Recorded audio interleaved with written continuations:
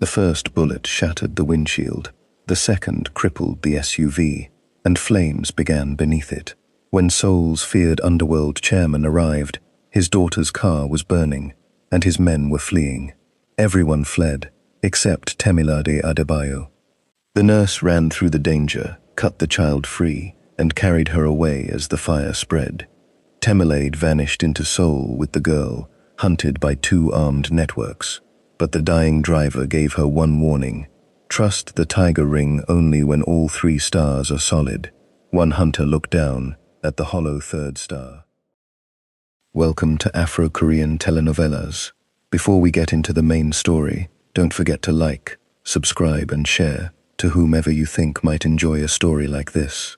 At 11:47 on a wet Thursday night, Temilade Adebayo stepped through the emergency entrance of Hansong Children's Hospital and promised herself she would not look back. She had been awake for 21 hours. There was dried blood on the cuff of her navy scrubs, none of it hers, and a shallow cut beneath her left eye, where a frightened patient had caught her with a ring. Her feet hurt, her shoulders hurt, even the small muscles between her fingers ached from holding pressure inside a child's chest, while a surgeon searched for the source of a bleed. The child had lived. That was enough for one night. Temi pulled her coat over her scrubs and clipped the silver trauma shears she always carried to her waistband. At 35, she had learned never to trust a quiet night and never to walk away from a shift without them. 8 years as a registered nurse, preceded by 4 years as a military combat medic and a nursing degree, had taught her that emergencies did not care whether she was clocked in. Her phone buzzed as she reached the pavement. It was a voice note from her mother in Maryland. Temilade, if you are listening to this at another unreasonable hour, remember that sleep is also medicine. Your body is not a machine, or mommy. Call me when Seoul wakes up. Temi smiled despite herself. Her mother had sent the message 6 hours earlier and would now be asleep beneath 3 blankets with the television still on. I'm going home, Mama, Temi whispered to the phone. I promise. Twice a month, Temi also volunteered after hours with Dr. Han Ji-eun's discreet migrant health network. That work had given her one emergency address in Seoul that did not report vulnerable patients through ordinary police channels. Rain silvered the street. Across the road, traffic moved over Yonghwa Bridge in long ribbons of red and white. Temi raised one hand for a taxi. That was when she heard the first shot. Most people mistook it for a tire bursting. Temi did not. A gunshot had a hard center to it, a crack that arrived before the echo. She turned toward the bridge as a black SUV swerved across 2 lanes. A second shot sparked against its rear window. A third hit the lead security vehicle. The convoy scattered. A dark sedan slammed into the center barrier. The SUV behind it spun sideways, struck a concrete divider, and rolled once before landing upright. Coolant steamed beneath the hood, while fuel leaked across a damaged high-voltage battery housing. One rear door bent inward. The driver sagged over the steering wheel, then orange flame crawled beneath the chassis. People screamed and ran toward the hospital entrance. A motorcyclist abandoned the bike in the road. 2 loyal guards jumped from the lead vehicle and returned fire toward the roof of an unfinished building. Their radios simultaneously carried a false chemical contamination warning, ordering police and paramedics to hold back from the SUV. Temi was already moving. Her bag hit the pavement behind her. She ran into the road, grabbed the abandoned motorcycle helmet, and held it against the side of her head as another bullet snapped past. The helmet was not real protection, but it was better than nothing. A security guard caught her sleeve. "Don't go," he shouted in Korean. "The fuel tank. There's somebody inside. The car will explode. There's somebody inside." She tore free. The heat reached her before the vehicle did.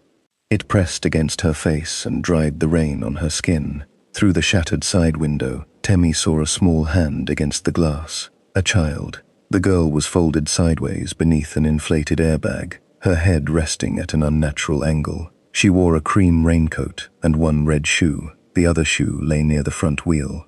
"Hey!" Temi shouted, striking the window. "Can you hear me?" The girl did not move. The rear door would not open. Temi yanked twice, planted one foot against the car, and pulled until pain shot through her shoulder. Nothing. Flame climbed the front tire. A man in a suit ran toward her. For one hopeful second, Temi thought he had come to help. Then she saw the pistol, the white heron embroidered inside his cuff, and a tiger ring whose third star was hollow instead of solid. He aimed at the back seat.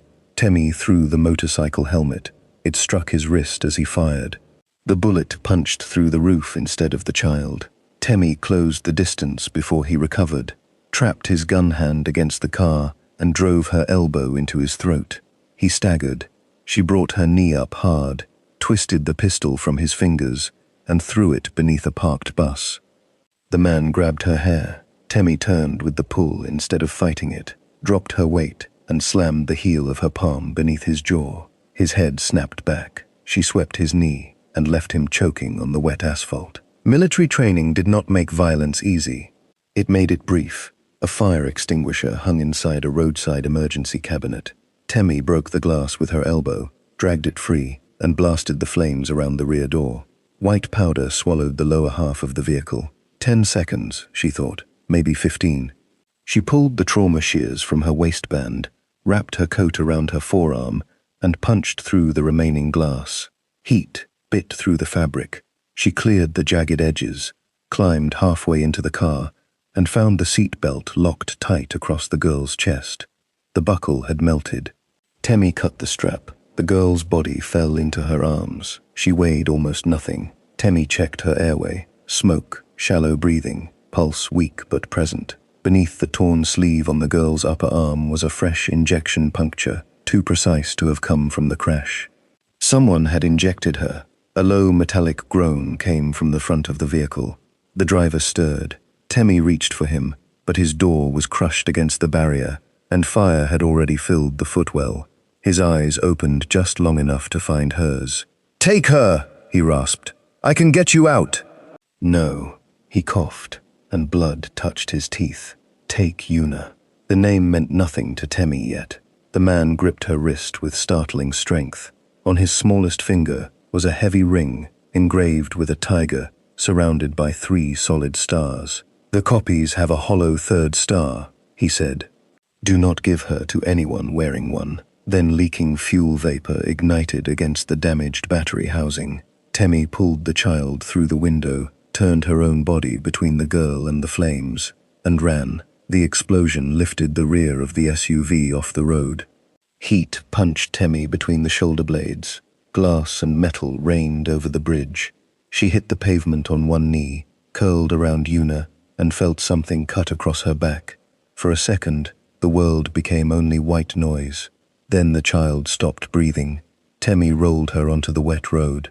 She opened the airway, swept soot from the girl's mouth, and gave 2 rescue breaths. Nothing. "Come on, baby." She began compressions. 1, 2, 3. Gunfire continued behind her.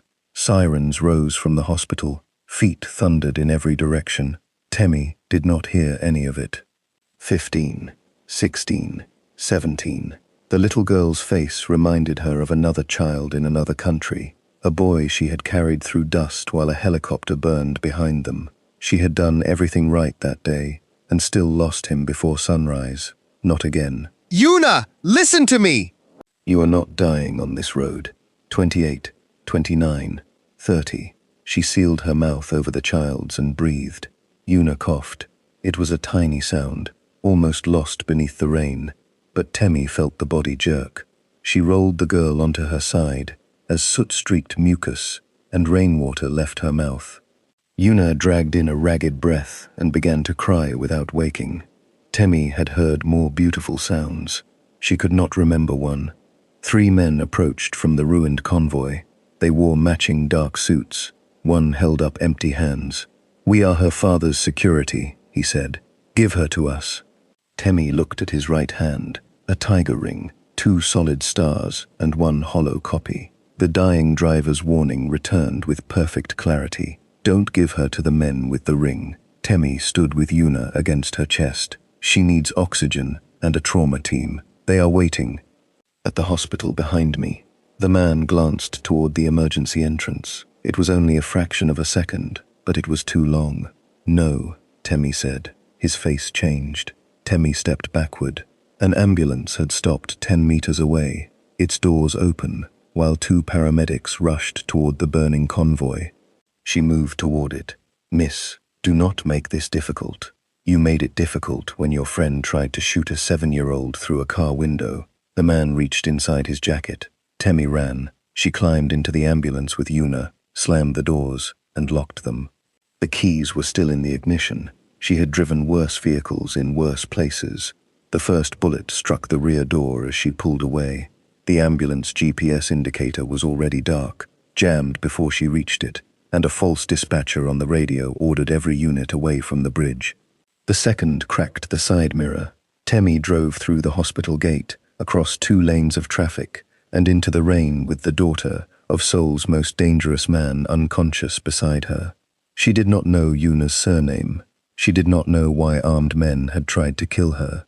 She knew only that the little girl was breathing, that the men behind them were lying, and that someone had sedated a child before setting her car on fire. For the moment, that was enough. For the next 3 hours and 26 minutes, every camera search in Seoul lost the ambulance and the nurse. To Min-jae, the attackers, and the public, Temi had vanished with the child. The father who owned the night Kang, Min-jae, learned his daughter was missing while standing beneath a chandelier worth more than the building where his father had been born. A minister was speaking to him about port permits. 3 chairpersons waited for his answer. A string quartet played near the windows. Nobody in the ballroom knew that the legitimate businesses represented there were only the daylight face of an empire that moved money, secrets, and men through half the ports in East Asia. Min-jae's phone vibrated once. Only 7 people had permission to interrupt him that way. He looked down. Convoy attacked. Vehicle lost. Yuna taken. The room continued moving, but Min-jae did not.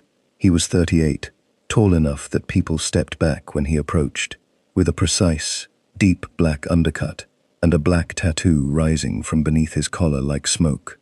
Most men mistook stillness for calm. The wiser ones understood that Min-jae became motionless when anger passed beyond display. "Where?" he asked. His security chief, Park Jun-ho, answered immediately. "Yonghwa Bridge. We lost contact with driver Kim. Hospital cameras show a woman leaving in an ambulance with Yuna."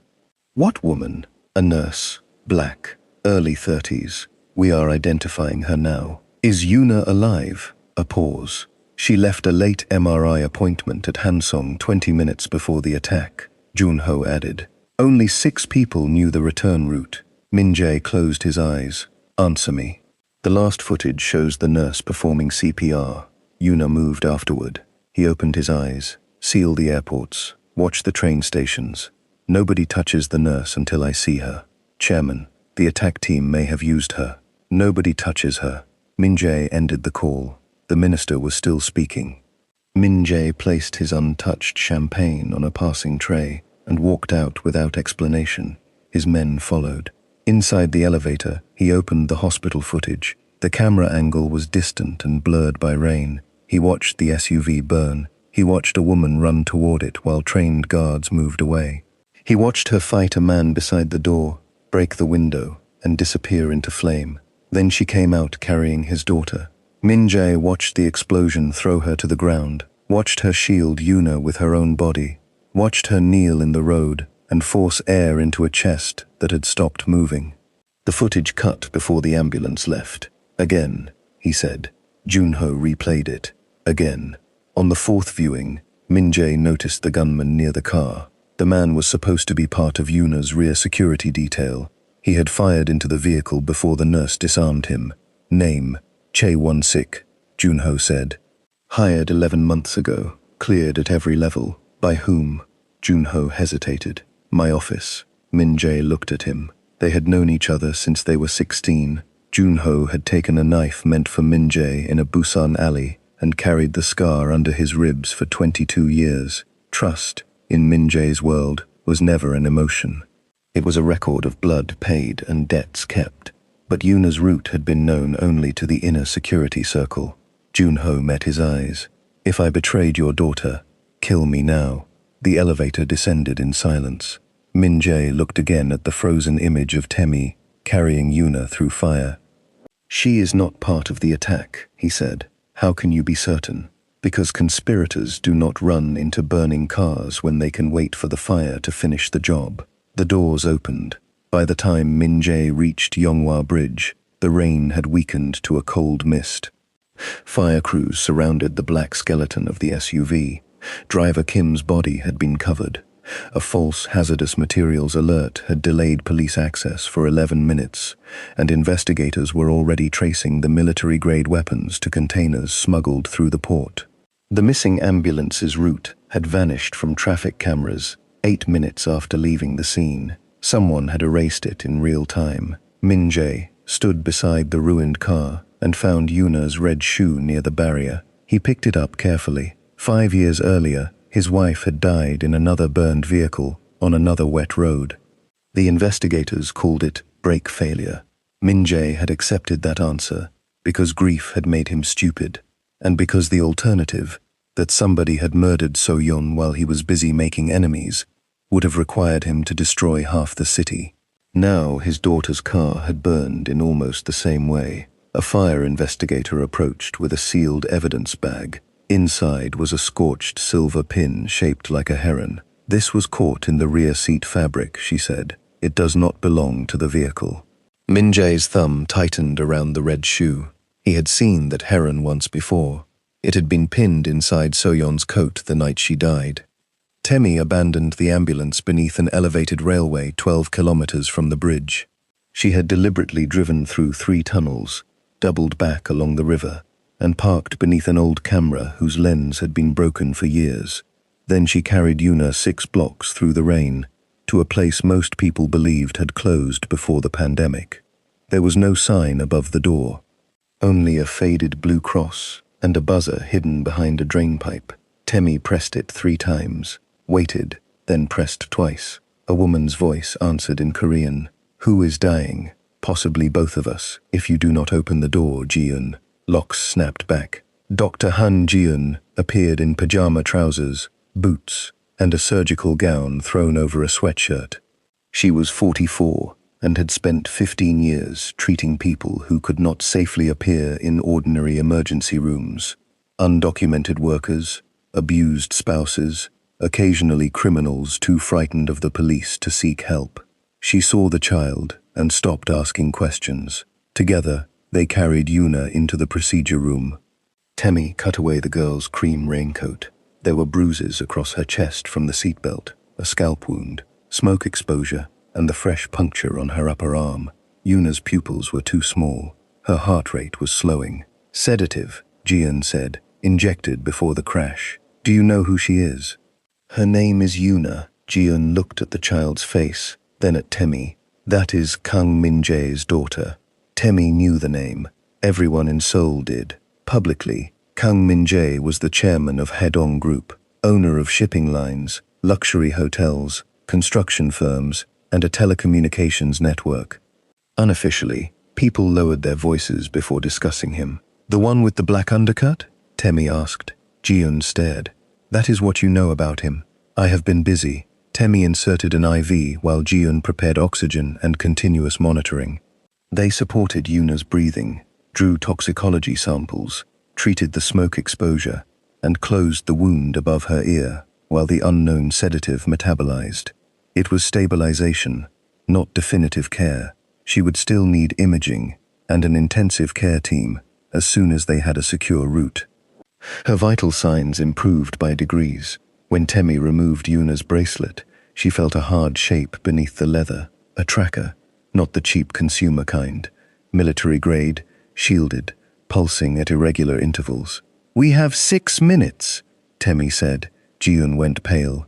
"Until what?" "Until the people following this signal arrive." Temi placed the tracker inside a blood sample container without shielding it and clipped the container beneath a motorized laundry cart. "Does the old delivery chute still open into the western basement corridor?" "Yes." "Send the cart down and keep it moving. They will follow the signal to the western basement, while we move Yuna behind the reinforced walls on the east side. What are you going to do?" "Prepare for visitors." Temi locked the rear stairwell and turned off the clinic's front lights. She moved Yuna into the supply room, where the walls were reinforced concrete, and showed Jiyeon how to hold pressure if the scalp wound reopened. Then she searched the cupboards: tape, saline bags, a portable oxygen cylinder, 2 fire extinguishers, cleaning alcohol, a long metal splint, not weapons. Tools. Temi had learned years ago that the difference depended on the person holding them. The first 2 men entered through the western basement 4 minutes later, following the moving tracker. When they discovered the decoy, one continued upstairs, while the other circled toward the east stairwell. Both wore dark jackets and carried smuggled, suppressed pistols. They expected a frightened nurse. Temi waited behind the procedure room curtain. When the first man passed, she looped oxygen tubing around his wrist and pulled his gun hand into the metal frame. Bone struck steel. The pistol dropped. She kicked it beneath the examination table and drove the splint across the side of his knee. The second man fired through the curtain. Temi released a saline bag from the overhead hook. It swung into his face. She crossed the room before he could aim again, shoved the oxygen cylinder into his chest, and slammed him against the wall. He caught her by the throat. She struck the nerve inside his elbow, broke his grip, and used his momentum to send him over the examination table. Glass shattered. He landed hard and did not rise. The first man crawled toward his weapon. Temi stepped on his wrist. "Who sent you?" He smiled through blood. "The father thinks you stole his child. Then why are you trying to kill her?" His eyes shifted toward the supply room. Temi saw the answer before he moved. She kicked the pistol away and ran. A third attacker had entered through the ceiling maintenance duct. He dropped into the supply corridor between Temi and Yuna. Jiyeon stood in front of the child with a scalpel, trembling but refusing to move. The attacker raised his gun. Temi hurled the fire extinguisher. It struck his forearm. The shot went into the ceiling. She charged, caught him around the waist, and drove him through the linen shelves.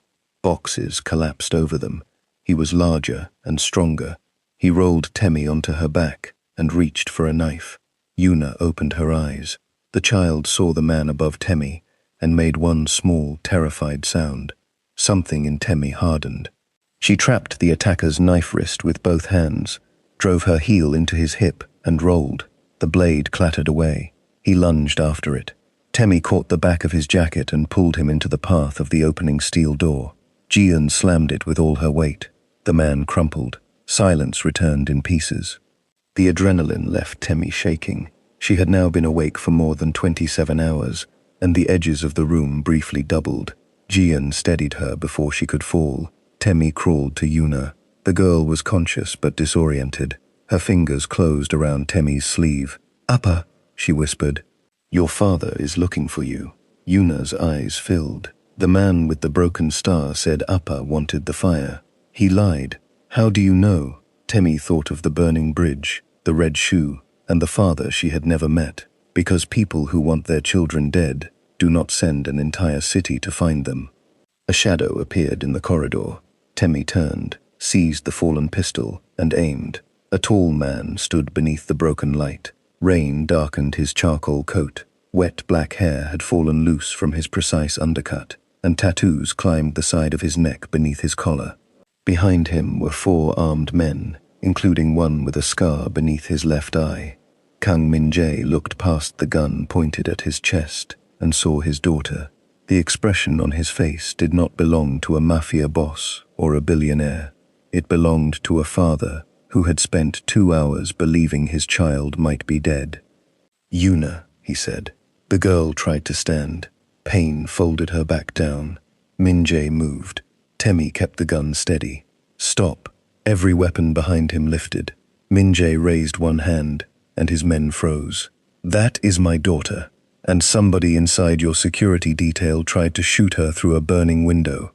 His gaze moved to the unconscious attackers. "Those men are not mine. One of them has a counterfeit version of your family ring. The third star is hollow. 40 men carry the genuine ring," Min-jae said. "None should carry a hollow star. Then you should be more careful with your jewelry." Under any other circumstances, Jun-ho might have smiled. Nobody spoke to Kang Min-jae that way. Min-jae took one slow step forward. Temi adjusted her aim. Yuna released her sleeve. She saved me, Appa. Min-jae stopped. She went into the fire. Yuna whispered. Everybody ran, but she came. The pistol became very heavy in Temi's hands. Min-jae looked at the burns across her forearm, the blood on her collar, and the torn fabric at her shoulder. He looked at the child breathing, because this stranger had refused to leave her inside a car. Then he lowered himself to his knees.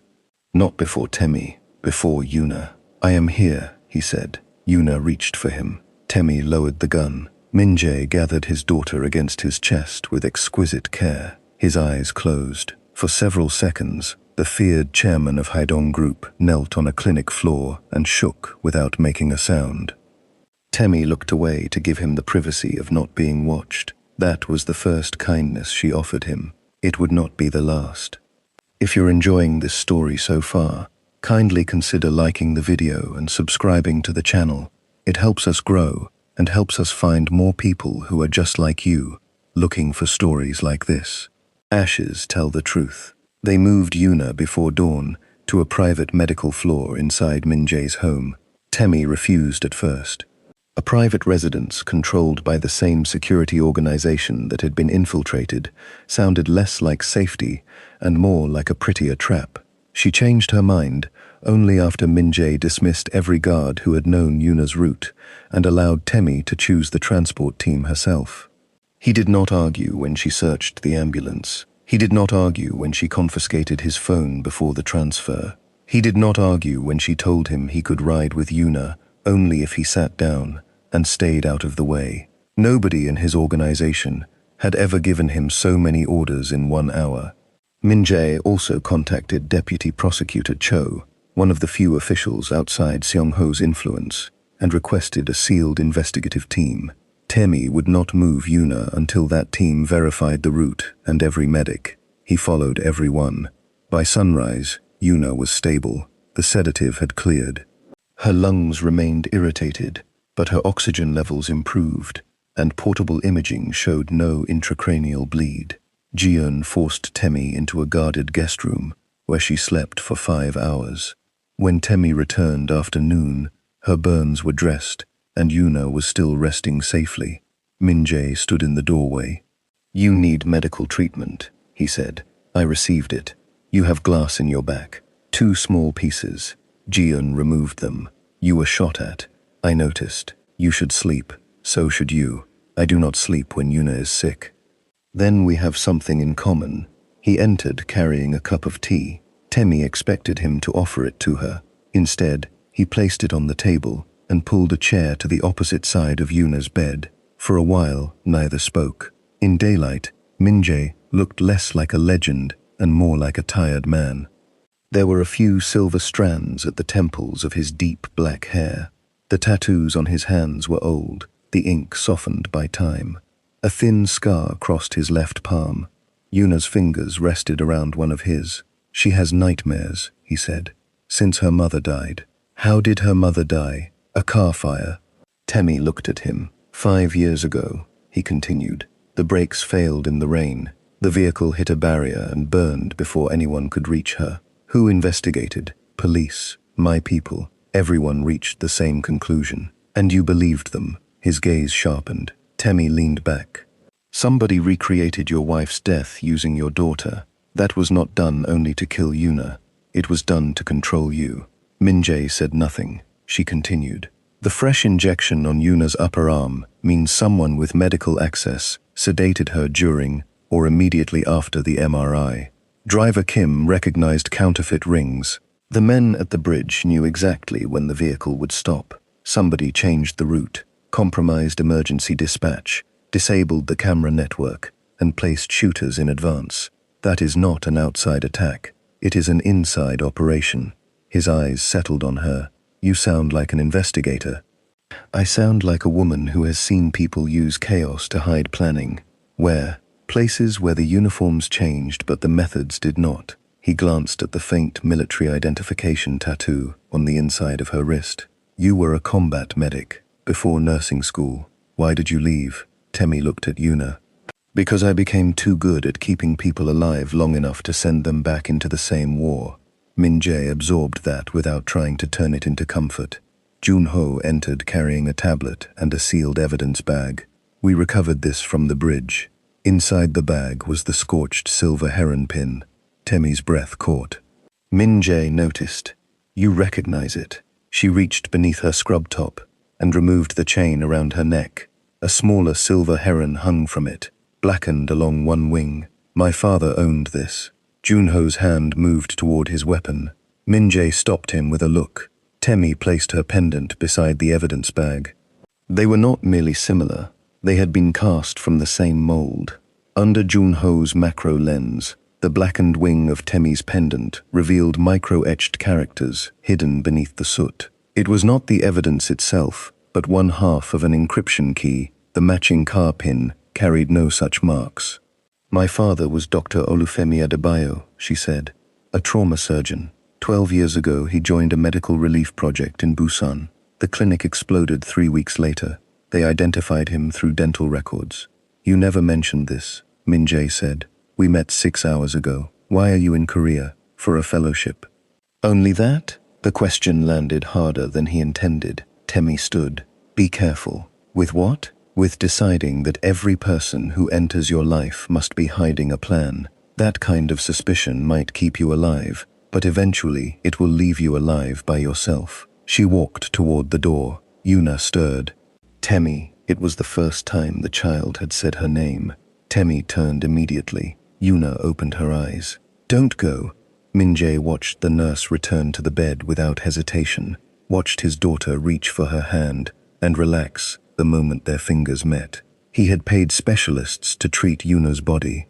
He had hired tutors, guards, therapists, chefs, and companions. Yet this woman, who had known her less than one night, possessed something none of them had managed to buy. Yuna trusted her. Min-jae looked at the matching heron pins and felt the shape of the mystery widen around them. The investigation began with the route change. Yuna's convoy had been scheduled to use the Eastern Tunnel. 9 minutes before departure, an encrypted instruction redirected it over Yonghua Bridge. The order carried Jun-ho's authorization code and biometric signature. Jun-ho insisted he had not sent it. Min-jae believed him enough not to kill him and doubted him enough to remove his access. Temi trusted evidence, not history. A fingerprint alone should not reproduce an encrypted authorization signature, Temi said. What else did the system trust?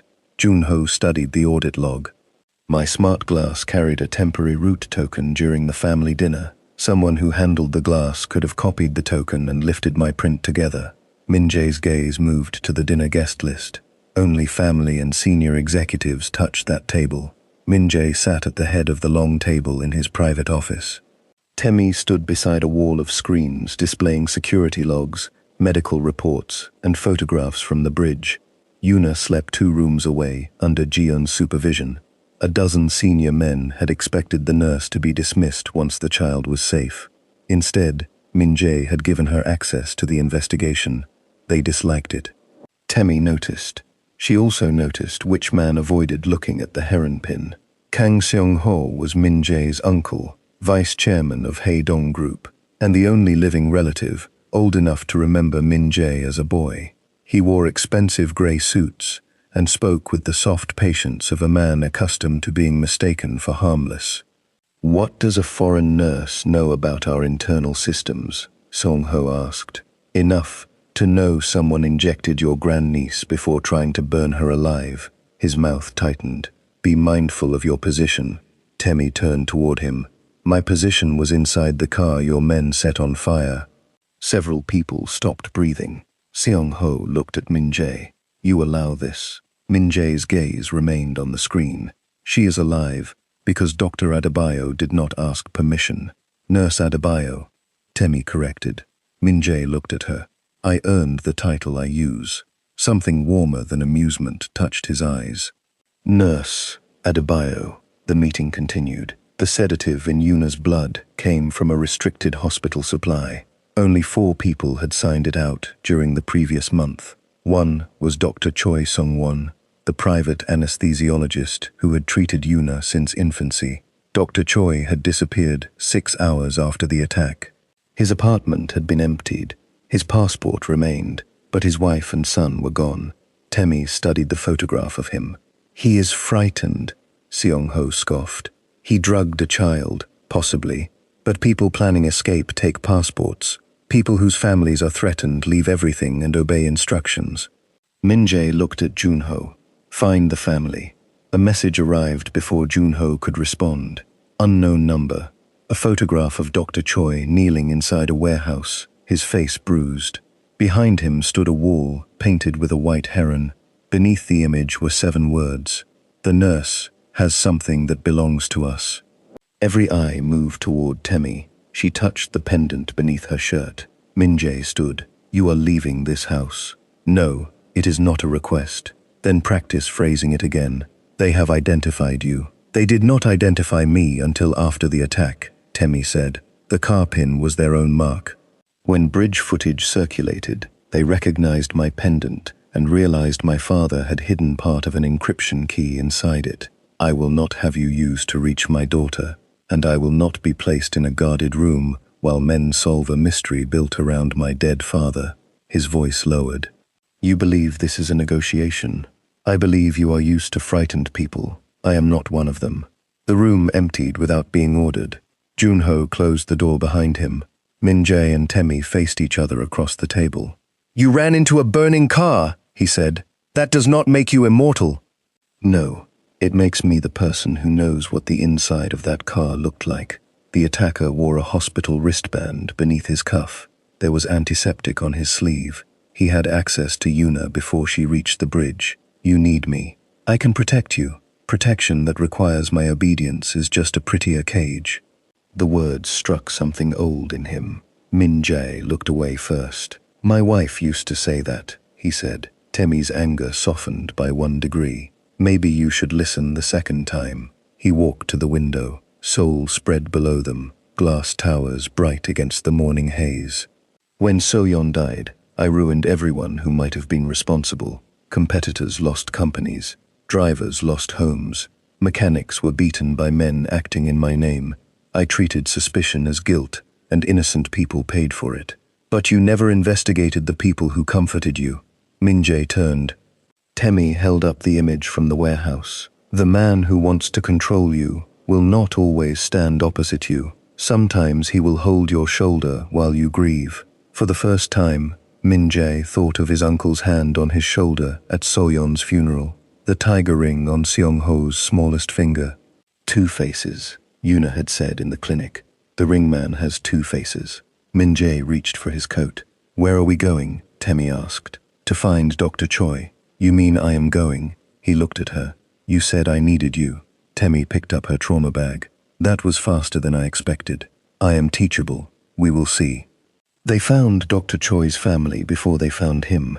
His wife and son were hidden inside a monastery guest house outside Seoul, guarded by 2 men posing as police.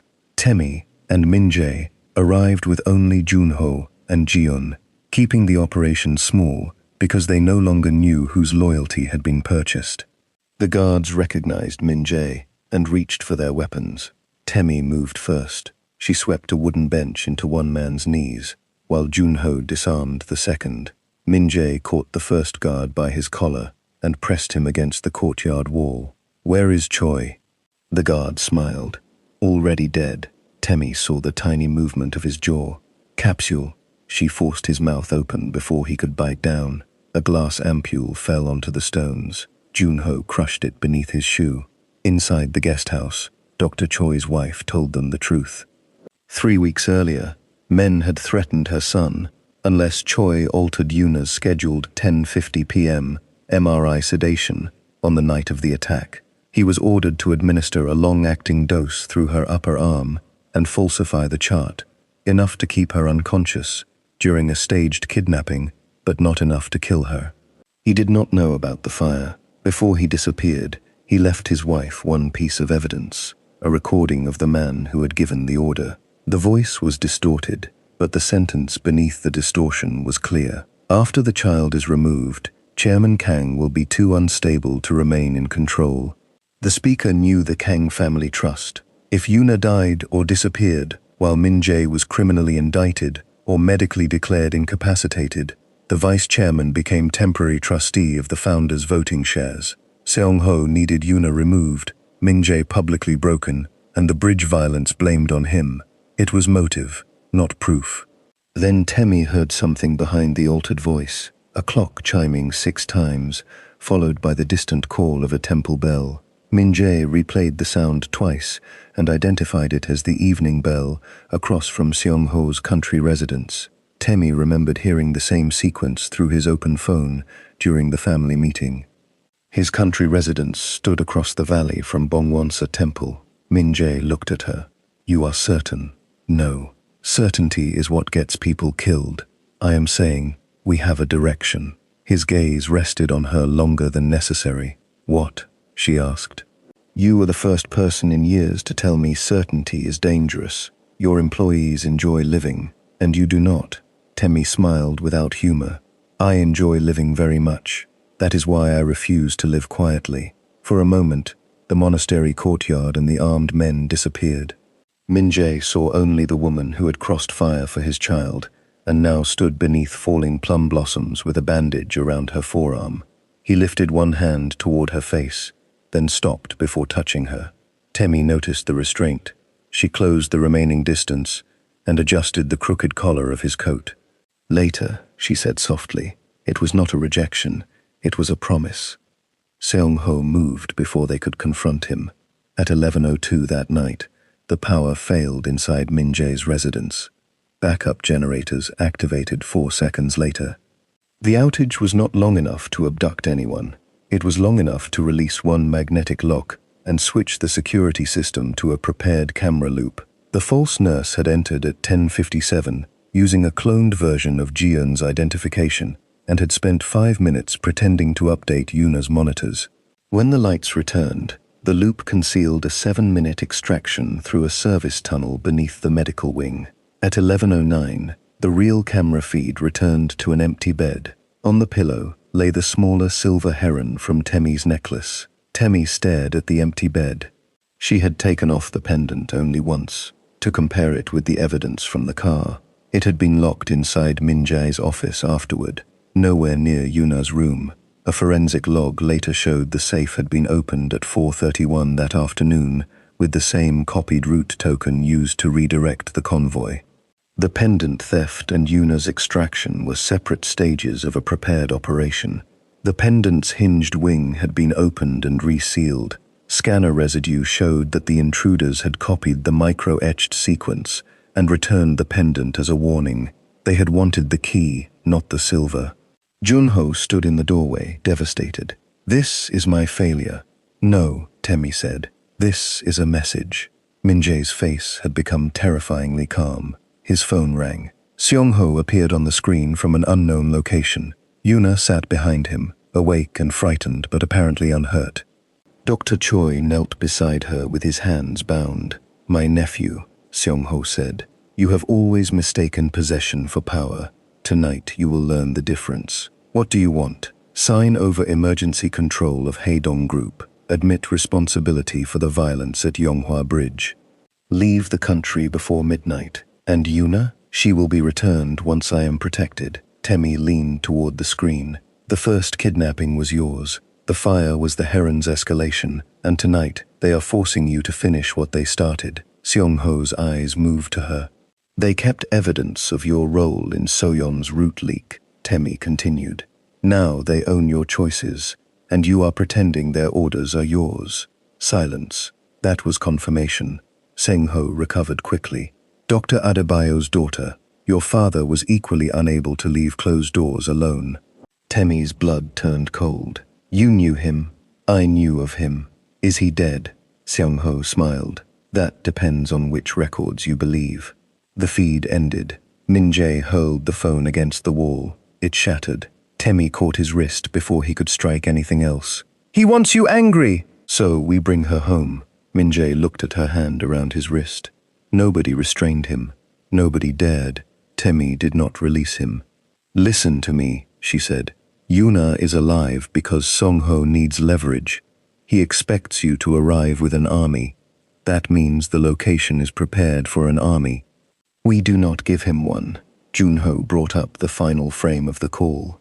Behind Yuna was an obsolete surgical gas manifold and a row of green industrial windows with a distinctive three-latch frame. Jiun identified the manifold as a model used in Korean quarantine clinics before 2015. Junho searched Haedong's archived property scans for the three-latch windows. The match appeared in an archived inspection image, the abandoned quarantine clinic at Pier 17.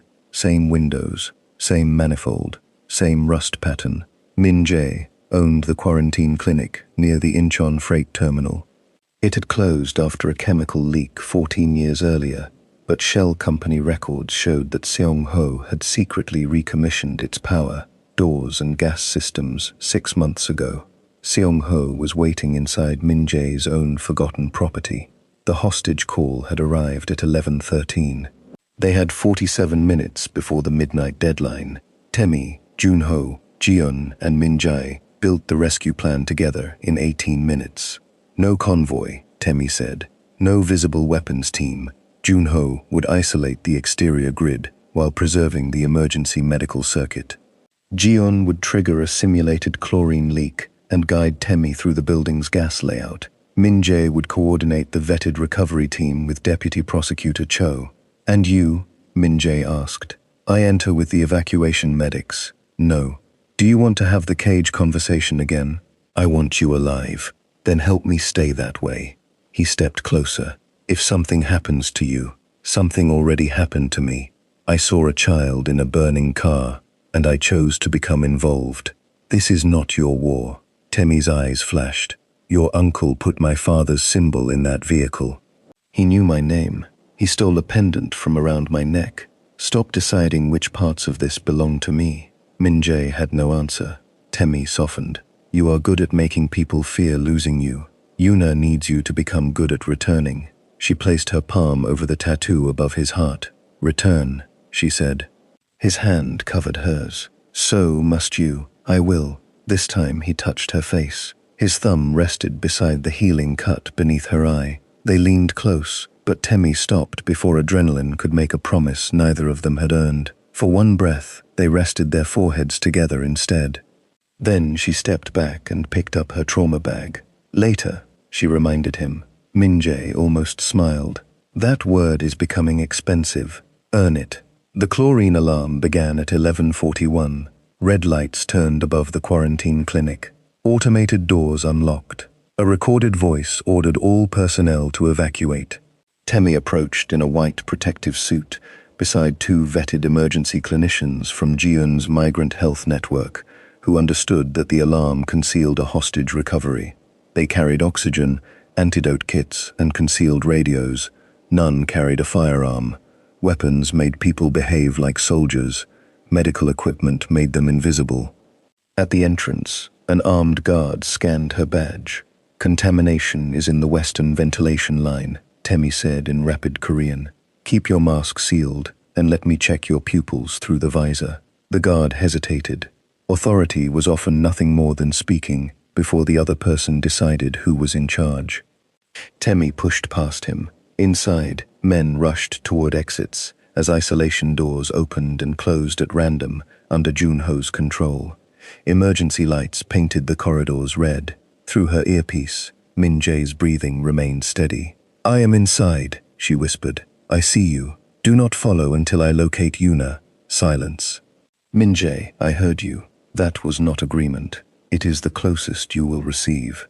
Temi found Dr. Choi in the old operating theater, tied to a chair and bleeding from the temple. She cut him free. "Where is Yuna?" "Isolation room 3. They moved her 10 minutes ago. Seong-ho has a detonator." "For explosives?" Choi nodded. They placed fuel air charges beside cylinders of volatile anesthetic and tied the trigger to the surgical gas manifold. "Oxygen will accelerate the fire, but the vapor feed is what makes the blast spread." Temi radioed the team. Jiun answered first. "Close the volatile vapor feed and isolate the oxygen bank." "Both valves are in the basement." Junho checked the restored controls. Seong-ho disabled remote shutdown. "The vapor valve is manual. Guide me." "Yuna is upstairs," Min-jae said, "and the fuel air blast will climb every open gas line to the isolation floor." I will get her. You were told to wait. I have never been talented at that. Gunfire cracked through the eastern wing. Min-jae had entered. Temi swore in Yoruba and ran for the basement. 2 guards blocked the stairs. She pulled the pin on a fire extinguisher and filled the narrow corridor with white vapor. The first man fired blindly. Temi stayed low, struck his ankle with the cylinder and drove him into the railing. The second grabbed her suit from behind. She tore free, leaving him holding white fabric, and used the metal nozzle against the nerve beneath his jaw. He collapsed long enough for her to take his keycard. The basement smelled of rust and old chemicals.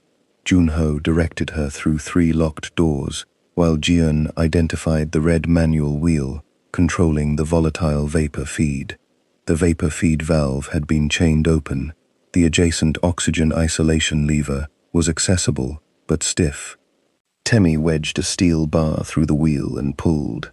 The chain cut into her burned forearm. Pain flashed hot and immediate. She pulled again. Above her, gunfire continued. The wheel moved 1 inch. Temi thought of Yuna's small hand against the burning window. She thought of her father's pendant on an empty pillow. She planted both feet against the pipe and pulled until the chain snapped. She closed the red vapor wheel first, then forced the oxygen isolation lever down. The valve closed. Vapor feed is dead, and the oxygen bank is isolated, Jiun confirmed. Junho simultaneously jammed the remote trigger through the clinic's restored control network. Temi ran upstairs. Min-jae had reached the isolation wing. 3 of Seong-ho's men lay disarmed behind him. Blood darkened his shirt near the shoulder, but he continued moving. You were shot, Temi said. Grazed. That is blood, not a personality trait. Yuna first. They reached isolation room 3 together. The room was empty. On the floor lay Yuna's rabbit hair clip. Temi picked it up. The clip's metal ear had been deliberately bent toward the service elevator. She left us a direction. Min-jae's face changed with pride and terror. Junho taught her that after her mother died. They followed. The service elevator opened onto the roof, where rain swept across rusted ventilation units. Seong-ho stood near the center of the broad roof, with one hand on Yuna's shoulder and the useless detonator in the other. The mercenary commander watched from several meters away with a pistol pointed toward the wet concrete, not at the child. The mercenary commander from the bridge stood to his right, the man Temi had knocked down beside the burning car. A white heron was tattooed beneath his ear. You, Temi said. He smiled. You were supposed to die anonymously. Song-ho looked at the detonator and realized its pressure sensor and remote receiver were both dead. The vapor feed was closed, and Junho had jammed the trigger. What did you do? Temi stepped forward. I made your threat smaller. The mercenary aimed at her. Min-jae moved between them. Release Yuna, he said. You have lost. Seong-ho laughed. You still do not understand. I did not begin this. I merely borrowed it. The heron, Temi said. The mercenary's smile vanished. Seong-ho's grip tightened on Yuna's shoulder. So-yeon found port records she was never meant to see. Temi supplied the missing piece. My father treated the children those records concealed in Busan. Min-jae understood before Seong-ho finished. You sold the heron her root. Min-jae went still. You killed So-yeon. I gave them her root because they promised fear, not death, Seong-ho said. Afterward, they kept the evidence and made me useful. Tonight was not my operation. It was the price of their silence. Immediate guilt passed across his face. It was the confession they needed. Junho was recording through Temi's radio. The mercenary realized it. He fired. Min-jae shoved Temi aside. The bullet entered below his ribs. Yuna screamed. Temi hit the roof, rolled, and threw the rabbit hair clip at the mercenary's eyes. It was not enough to injure him. It was enough to make him blink. She crossed the distance. He swung the pistol toward her. Temi trapped his wrist with both hands. They struggled near the roof edge, boots sliding in rain. He drove his forehead into hers. Light burst behind her eyes. He was stronger. Temi was angrier. She twisted beneath his arm, struck the injury she had given him on the bridge, and felt his grip weaken. As he reached for a knife, Temi clipped a yellow maintenance tether from the rooftop cabinet to the reinforced belt of her protective suit. Temi caught his sleeve, redirected the blade into the metal vent, and drove her knee into his chest. The knife fell. He grabbed her throat and pushed her backward toward the ledge. Beyond the waist-high parapet, a maintenance platform waited 12 feet below, with freight lights glittering beyond it. "Your father begged less," he hissed. Temi saw the tether line, the lower platform, and his forward-set balance. She stopped struggling. For one fraction of a second, he mistook stillness for surrender. She pivoted over the low parapet and let the tether take her weight. His instinct made him tighten his grip, pulling his weight forward. The tether caught Temi against the outside wall, while the mercenary rolled over her shoulder and landed hard on the lower maintenance platform. Temi used the fixed maintenance ladder to climb back onto the roof, while the commander struggled below. The mercenary reached the lower platform's access hatch. She looked through the ladder rails. "Where is my father?" He laughed. "Closer than you think." A shot from Junho struck the access hatch frame beside his hand.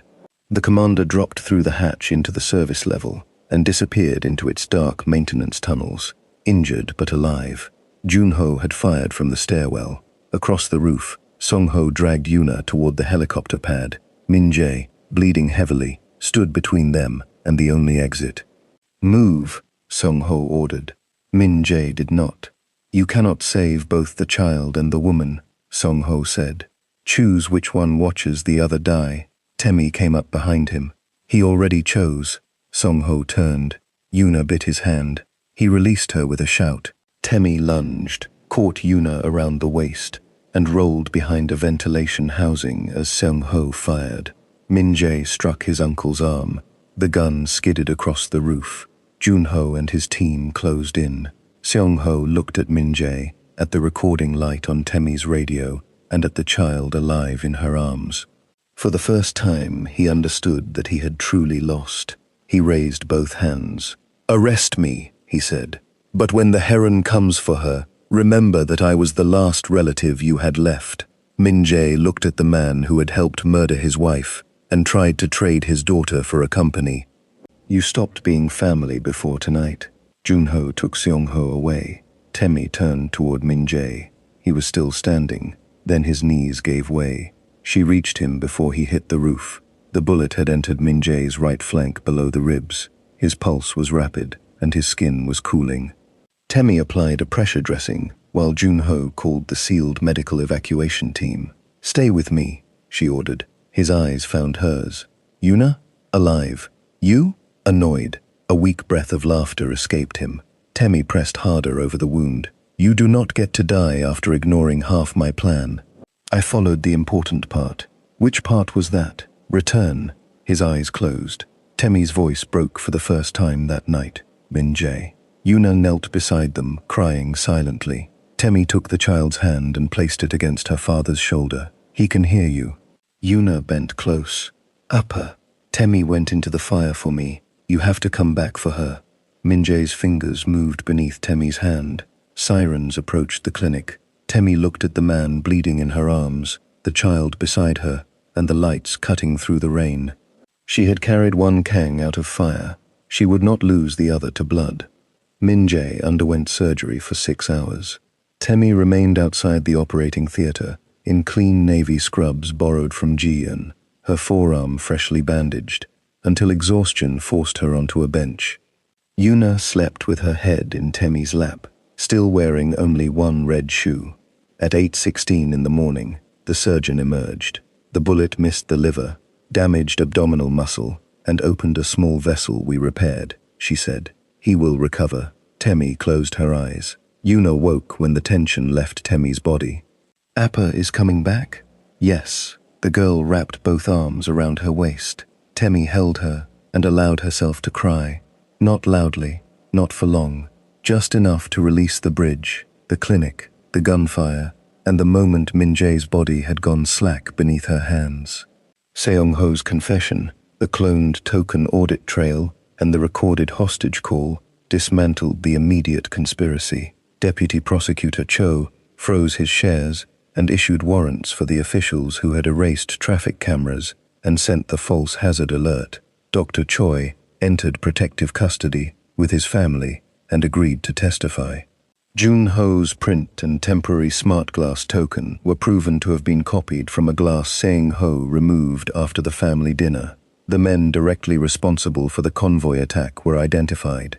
3 were arrested. 2 were found dead before they could speak.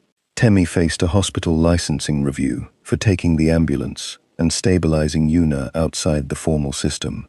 Bridge footage, paramedic testimony, and the compromised dispatch recording cleared her of misconduct, though she accepted a formal reprimand for bypassing emergency command.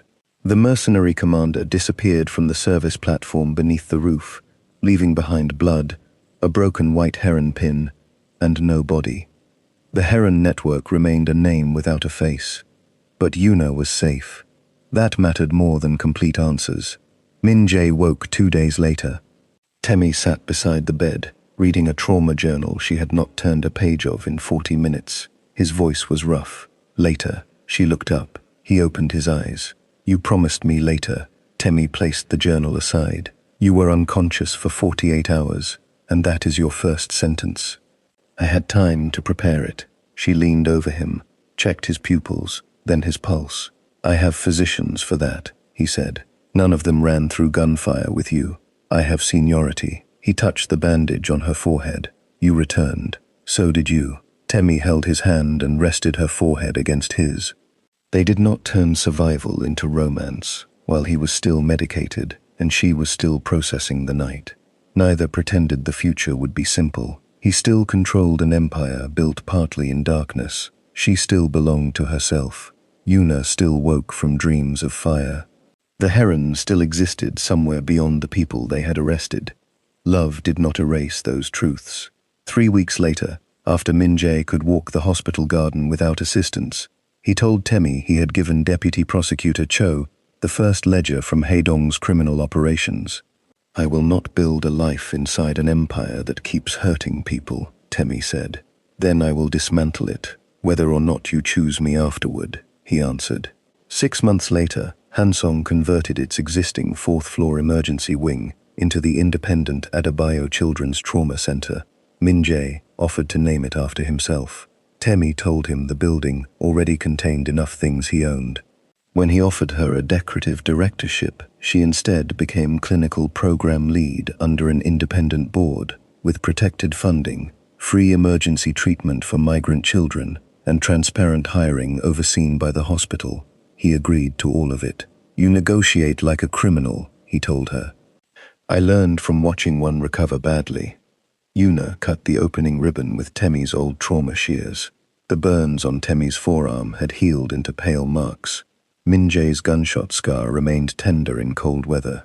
Yuna had 2 red shoes again, though she kept the surviving shoe from the bridge on a shelf beside her bed.